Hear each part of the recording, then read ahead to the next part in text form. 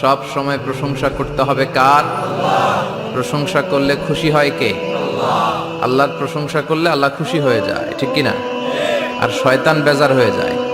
আমরা কার খুশি চাই নাকি শয়তানের? শয়তান যত কষ্ট পায় তত আমরা খুশি। কথা বলেন। সকল ক্ষমতার উৎসকে, কেউ যেটা পারে না পারে কে? সে আল্লাহর জন্য পড়ছে আলহামদুলিল্লাহ। আওয়াজ করে সবাই পড়েন রব্বানা লাকাল হামদ হামদান কাসীরান তাইয়িবান মুবারাকান ফীহি ইয়া রাব্বি লাকাল হামদু কামা ইয়ানবাগি লিজালালি ওয়াজহিকা ওয়া আযীমি সুলতানিকা লাকাল হামদু বিল ঈমান লাকাল হামদু বিল ইসলাম লাকাল হামদু বিল কুরআন। আমরা প্রশংসা করলাম কার? জিকির করলাম কার? আমরা কার খুশি চাই নাকি শয়তানের? শয়তান যত কষ্ট পায় তত আমরা খুশি। কথা বলেন। শয়তান এই পৃথিবীতে সবচেয়ে বেশি মাজলুল হয়েছিল, অপদস্থ অপমানিত হয়েছিল দুইটা দিনে। এক হচ্ছে বদরের দিনে সে সবচেয়ে বেশি অপমানিত হয়েছিল।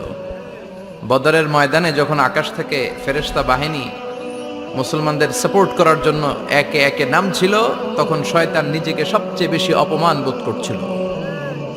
আর দ্বিতীয়ত শয়তান সবচেয়ে বেশি লাঞ্ছিত হয় যখন আরাফাতের ময়দানে আল্লাহ তাআলা লক্ষ লক্ষ বান্দাকে ক্ষমার ঘোষণা দেয়। সুবহানাল্লাহ কইবেন না? খায়রু আইয়ামিল আরদ, পৃথিবীর সবচাইতে শ্রেষ্ঠ দিন কোন দিন? আরাফার দিন। এই দিনে বান্দা কেঁদে কেঁদে আল্লাহর কাছে নিজের সবগুলো গুনাহ খাতার কথা ঘোষণা দেয় যে আল্লাহ আমি পাপী, আমার চেয়ে বড় পাপী নাই, এই পাপ ওই পাপ আমরা করেছি, একটার পর একটা পাপের ঘোষণা দেয়। আর আল্লাহ এত খুশি হতে থাকে, সবশেষে আরাফার দিনের সূর্য ডোবার আগেই আল্লাহ আরাফার ময়দানের হাজীদেরকে মাফ করার ঘোষণা দিয়ে দেয়। এই দুই দিন শয়তান নিজেকে সবচেয়ে বেশি অপমানিত ফিল করে, অপদস্থ ফিল করে। অনুরূপভাবে 365 দিনের প্রতিদিনই বান্দা যখন আল্লাহর কাছে ক্ষমা চায়, আল্লাহ তখন খুশি হয়ে যায়। সুবহানাল্লাহ পড়েন। আর শয়তান নারাজ হয়ে যায়। আমাদের মিশন হচ্ছে আমরা আল্লাহরে খুশি করতে চাই, আর শয়তানের বিরুদ্ধে আমাদের অবস্থান। চিল্লায় বলেন ঠিক কিনা? এজন্য সবসময় প্রশংসা করব কার? শুকর গুজার হব আল্লাহর জন্য, ঠিক কিনা? বিশ্বনবী বলতেন আল্লাহুম্মা জাআলনি সাবুরা ওয়া জাআলনি শাকুরা ওয়া জাআলনি ফি আইনি সগীরা ওয়া ফি আ'য়ুনিন নাসি কাবীরা। হে আল্লাহ, আপনি আমাদের ধৈর্যশীল বানান। আমাদের ধৈর্য নাই, অল্পে আমরা অস্থির। আছে না নাই? এই দেশের মানুষ খুব বেশি অস্থির, বাংলাদেশের মানুষ খুব বেশি অস্থির। আমি পৃথিবীর অনেক দেশে ঘুরেছি, সেখানে দেখেছি মানুষজন খুব ধীরস্থিরভাবে কাজ করতে পছন্দ করে। সুপার শপে যদি কিনতে যায়, they maintain the queue in super shop. Super শপে লম্বা লাইন, সবাই যে ওখানে ভদ্রভাবে দাঁড়ায়, একজনের পর একজন যাবে। টিকিট কাটতে যাবে, লম্বা লাইন, একজনের পর একজন দাঁড়ায়, একজন যাবে আরেকজন। তো ওখানে যদি কোনো বাঙালি থাকে তখন দেখা যায় তার অস্থিরতা। কেন সামনে এত লাইন, এত সময় লাগে কেন, আমি কখন পাবো, আমার কি হবে?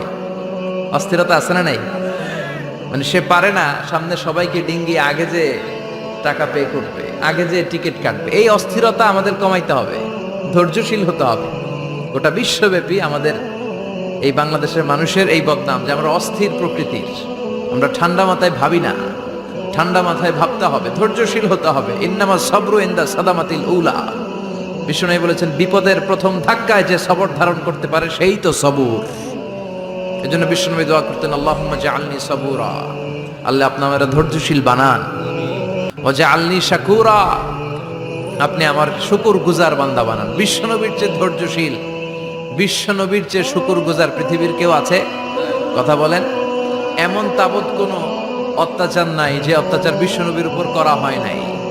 বিশ্বনবী মক্কার জামিনে যখন দাওয়াত দিতে লাগলেন, ওনারে পাগল বলা হতো, বলা হতো তুমি পাগল, বলা হতো মুহাম্মদ একটা কবি, বলা হতো মুহাম্মদ হচ্ছে গণক। বিশ্বনবী যখন রুকু দিতেন, সিজদায় চলে যেতেন, উটের পচা নারী ভুরি এনে বিশ্বনবীর কাঁধে ফেলে রাখা হতো। বিশ্বনবীর গলার মধ্যে রশি ধরে টান দেয়া হতো। কয়েকবার বিশ্বনবীর এই ঘাড়ের এই চামড়া ছিঁড়ে গিয়েছে, একবার চাদর টান দেওয়ার কারণে, আরেকবার রশি টান দেওয়ার কারণে। বিশ্বনবী কিছুই বলেন নাই, ক্ষমা করে দিয়েছেন। যেই মক্কার শত্রুরা বিশ্বনবীকে মক্কা থেকে বিতাড়িত করেছেন, এবং যেই রাতে উনি হিজরত করলেন, মাইগ্রেট করলেন, উনি কেঁদে কেঁদে বারবার মক্কার দিকে ফিরে তাকায়, আবার যায়, আবার ফিরে তাকায়, মাতৃভূমির মায়া ছাড়তে পারছেন না। আর বলছিলেন, মাক্কা তো আহাব্বুল বিলাদ ইলাইয়া, মক্কা আমার কাছে সবচেয়ে প্রিয় শহর। লাউলা উখরিজতু লামা খরাজতু মিনহা, আমার যদি বের করে না দেয়া হতো এই শহর থেকে, আমি কোনোদিন এই শহর থেকে বেরোতাম না। এত ভালোবাসতেন বিশ্বনবী মাক্কাতুল মুকাররমাকে, ধৈর্যশীল ছিলেন। এত অত্যাচার অনাচারের পরে যখন মক্কা বিজয়ের ক্ষণ আসলো, এই মক্কাকে বিশ্বনবীর করতলগত করে দিল কে? ফাতে মক্কা হলো। বিশ্বনবী চাইলে পিছে পিছে প্রতিটা কাফের মুশরিককে শেষ করে দিতে পারতেন, ঠিক কিনা? কিন্তু বিশ্বনবী বললেন, লা তাসরিবা আলাইকুমুল ইয়াউম ইযহাবু আনতুমুত তুলাকা, কোনো রিভেঞ্জ চলবে না আজকে, কোনো প্রতিশোধ নাই। একেবারে বড় যুদ্ধাপরাধী যারা, মারাত্মক যারা অফেন্স করেছে, তাদেরকে শাস্তির আওতায় আনা হবে, বাকি সবাইকে আমি ক্ষমা করে দিলাম। In the long history of the world, there is no instance of magnanimity and forgiveness which was showed by our beloved Prophet Muhammad when all of his enemies laid under his feet and he forgave them one and all. পৃথিবীর গোটা পৃথিবীর ইতিহাসে এরকম নজির কোথাও পাওয়া যায় না, যাকে এত অত্যাচার করে বিতাড়িত করা হয়েছে, নির্বাসন দেয়া হয়েছে, হিজরতে বাধ্য করা হয়েছে।